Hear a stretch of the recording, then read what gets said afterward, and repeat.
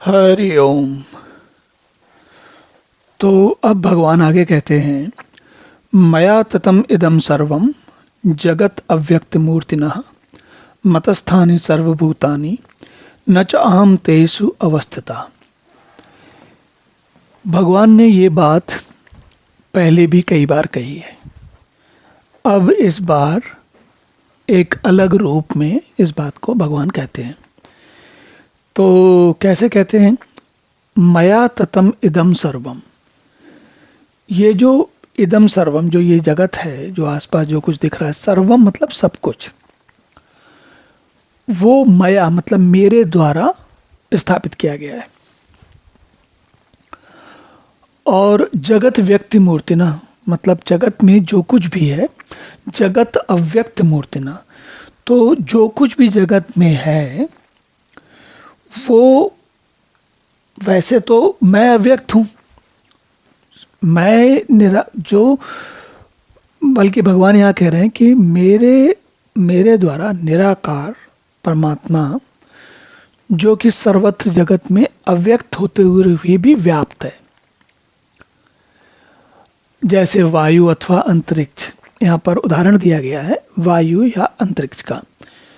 तो भगवान कह रहे हैं कि मेरे द्वारा पूरे पूरे जगत में, सर्व जगत इदम सर्वम, ये इदम सर्वम को हमने पहले भी समझा, एक बार फिर से समझते हैं।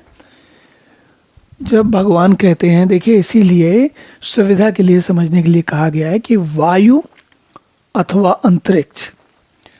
अब अंतरिक्ष के बारे में शायद सोचना सबके लिए उतना सुलभ नहीं है, या मान लेते हैं कि हर समय हम अंतरिक्ष के बारे में नहीं सोचते, पर वायु की उपस्थिति और वायु की आवश्यकता हमको भली भांति मालूम है। कम से कम जीवित प्राणी को सभी को पता है, और जो जिनमें जीवन नहीं है उनको क्या पता, ये तो हमको वैसे ही नहीं पता। तो अब भगवान ये कह रहे हैं कि वायु, चलिए देखिए वायु का क्या अर्थ है यहाँ पर, वायु कैसे व्याप्त है। तो इस पूरी धरती पर हम जानते हैं कई स्तर हैं, कई श्रेणियां हैं। जो इस धरती के जो हमारे संपर्क में जो आती है वो सबसे सघन वायु है, और जैसे जैसे ऊपर उठते आते हैं, जैसे जैसे हवा में ऊंचाई पर उठते आते हैं धरती से, हवा की जो सघनता है वो कम होती जाती है।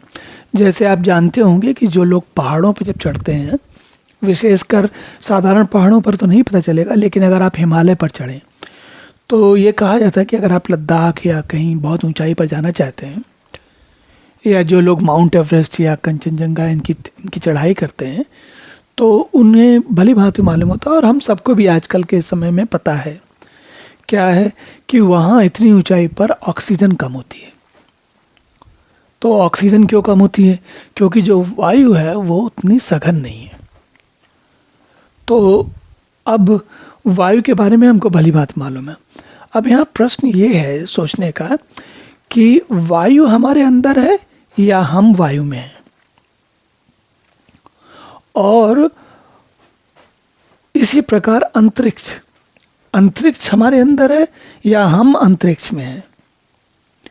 तो कई विद्वान लोग, बहुत सारे लोग इस बारे में इस प्रकार से इसको समझाते हैं, और आपने ऐसा सुना होगा।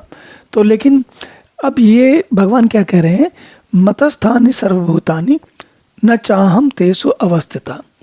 तो मेरे कारण सारे भूत हैं, सब सारी दुनिया है, सारा संसार है, सारा जगत है। फिर कहते हैं न चाहम तेषु अवस्थिता, परंतु मैं उनमें अवस्थित नहीं, मैं उनमें स्थित नहीं हूं। ये बात समझने में कभी कभार किसी किसी को थोड़ी सी की समस्या हो सकती है। क्या समस्या हो सकती है?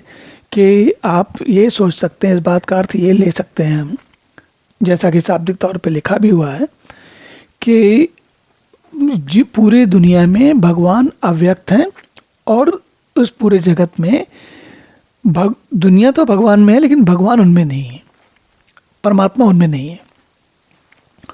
तो यहाँ पर इस बात को बहुत सावधानी से समझना आवश्यक है कि यदि परमात्मा वायु या अंतरिक्ष से भी अधिक व्याप्त है।